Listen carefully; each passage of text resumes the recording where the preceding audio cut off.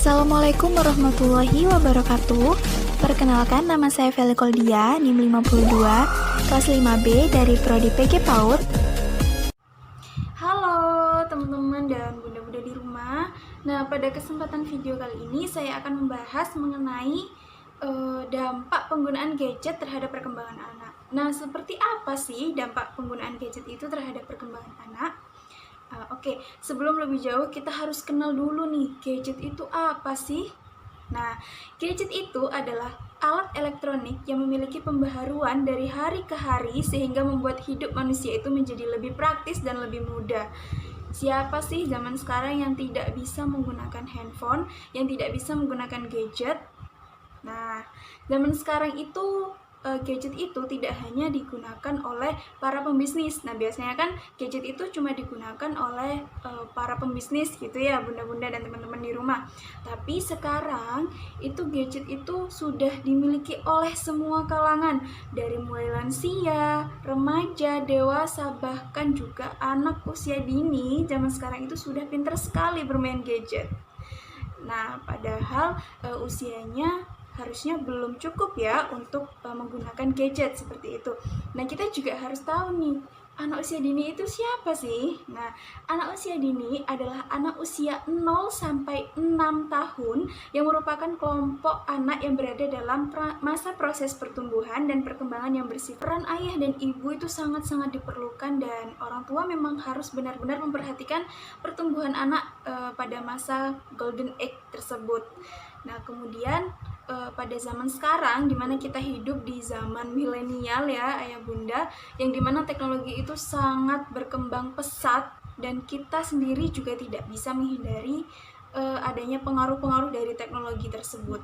Nah, zaman sekarang itu anak-anak telah menjadi konsumen aktif, di mana banyak sekali produk-produk elektronik dan gadget yang menjadikan anak itu justru sumber pasar bagi mereka dalam menjual alat-alat elektronik. Karena zaman sekarang seperti yang kita lihat bahwa anak usia dini itu senang sekali menggunakan gadget, betul ya ayah bunda.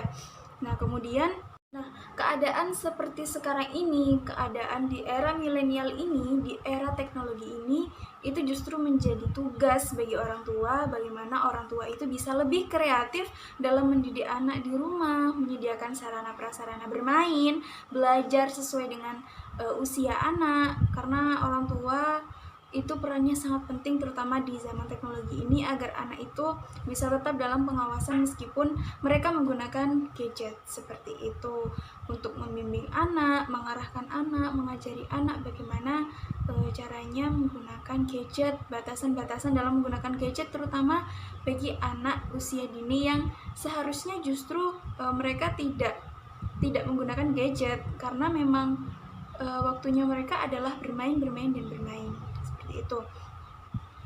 Oke, sekarang kita membahas mengenai dampak. Nah, untuk dampak ini seperti apa sih dampaknya? Dampak pengaruhnya ini itu dibagi menjadi dua, yaitu ada dampak positif dan dampak negatif. Kita bahas dari dampak positif dulu ya, teman-teman. Adapun dampak positif, yang pertama yaitu meningkatkan kemampuan berbahasa anak. Nah, bagaimana gadget bisa mengembangkan kemampuan berbahasa anak? Di dalam gadget itu terdapat beberapa banyak fitur aplikasi yang dapat digunakan anak, misalnya seperti YouTube Kids.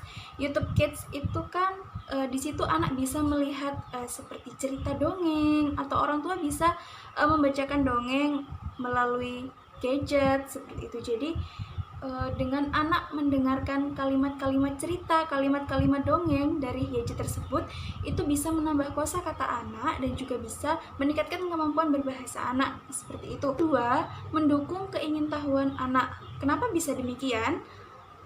Kita lihat bahwa gadget itu memiliki fitur-fitur yang banyak.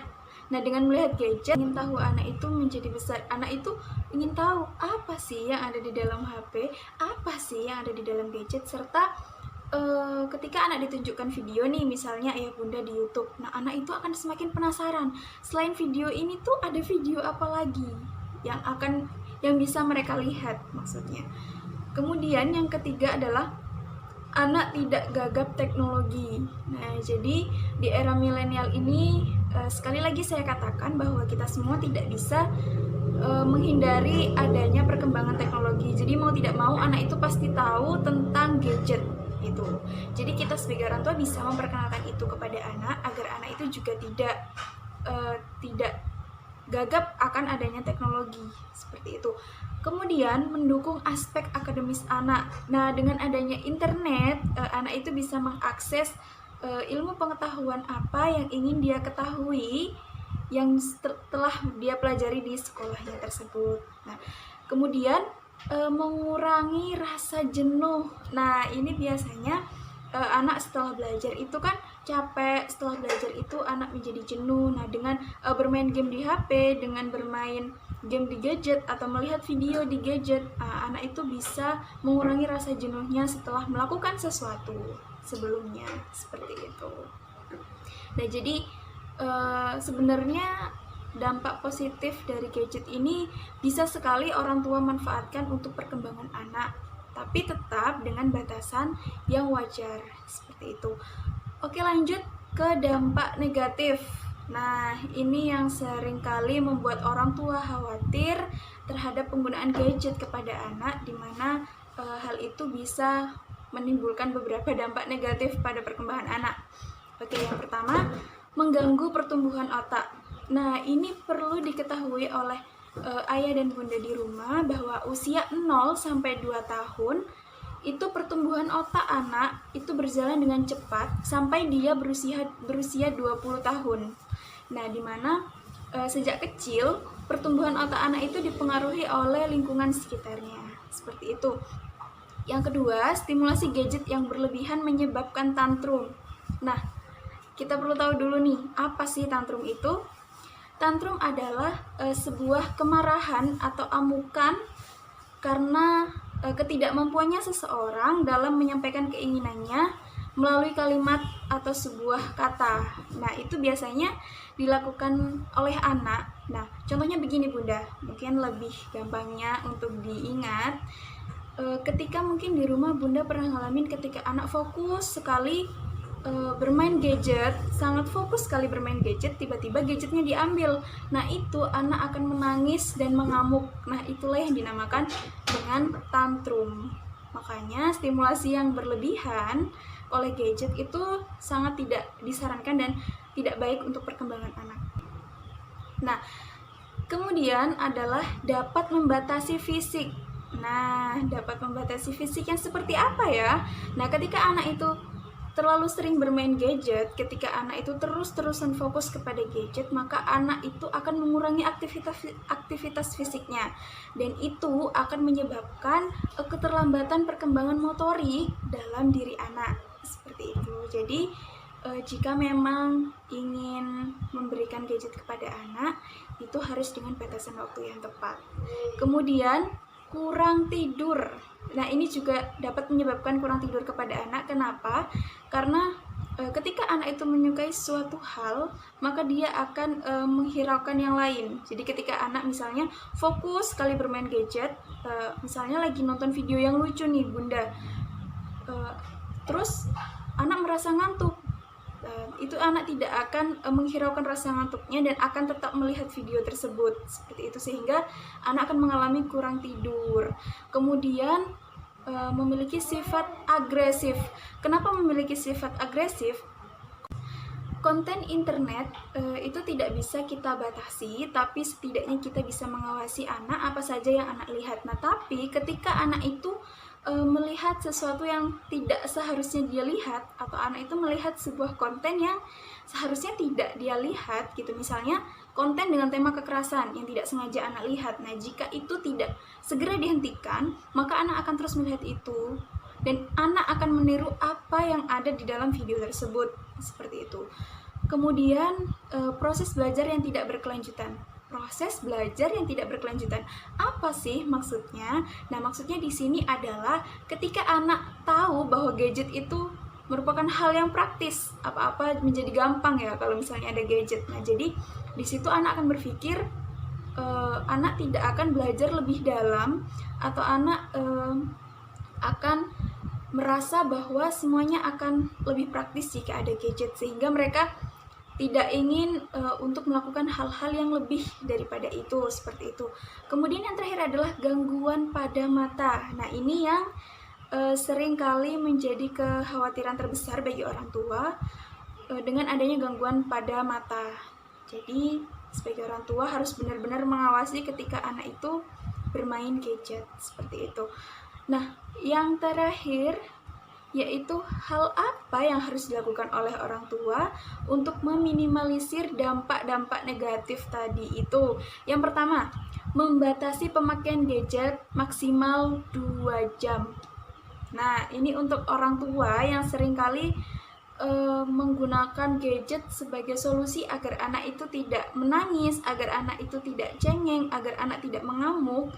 Lebih baik solusi tersebut mulai dikurangi, karena hal tersebut juga dapat memicu dampak-dampak negatif tadi itu ke dalam perkembangan anak. Yang kedua, orang tua mengedukasi diri tentang gadget. Nah, selain kita mengedukasi anak tentang gadget, kita sebagai orang tua juga harusnya bisa mengedukasi diri tentang gadget. Apa yang harus dilakukan ketika bermain gadget dan batasan-batasan dalam bermain gadget, seperti itu. Yang ketiga, memberikan pengawasan. Nah, hal ini yang seringkali dilupakan oleh orang tua. Misalnya, kalau orang tuanya lagi sibuk nih, orang tuanya tidak akan mengawasi anak meskipun anak sedang bermain gadget. Nah, ini adalah kesalahan yang terbesar karena ini dapat memicu dampak negatif tadi ke dalam perkembangan anak. Kemudian, biarkan anak bermain tanpa gadget. Nah, kita sebagai orang tua perlu tahu bahwa dunia anak itu adalah dunia bermain. Jadi bagaimana kita, yang seperti dikatakan di slide awal tadi, bahwasanya orang tua itu harus lebih kreatif dalam menyediakan sarana prasarana bermain bagi anak. Jadi tidak harus selalu memberikan gadget agar anak bisa diam. Nah, jadi kita juga harus bisa memberikan sebuah permainan selain gadget yang juga bisa mengembangkan perkembangan anak, seperti itu. Kemudian yang terakhir adalah memberikan contoh. Nah, memberikan contoh seperti apa yang dimaksud? Nah, biasanya itu orang tua lalai dalam memperhatikan sikap anak. Kadang orang tua itu bermain gadget di depan anak. Secara tidak langsung, anak akan meniru hal yang sama.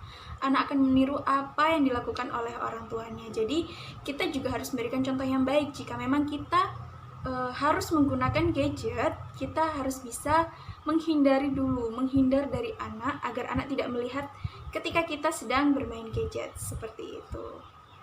Baik, itu saja yang bisa saya jelaskan untuk video kali ini. Semoga apa yang saya jelaskan tadi bisa menjadi pertimbangan ketika orang tua menggunakan gadget sebagai solusi agar anak tidak menangis dan tidak mengamuk.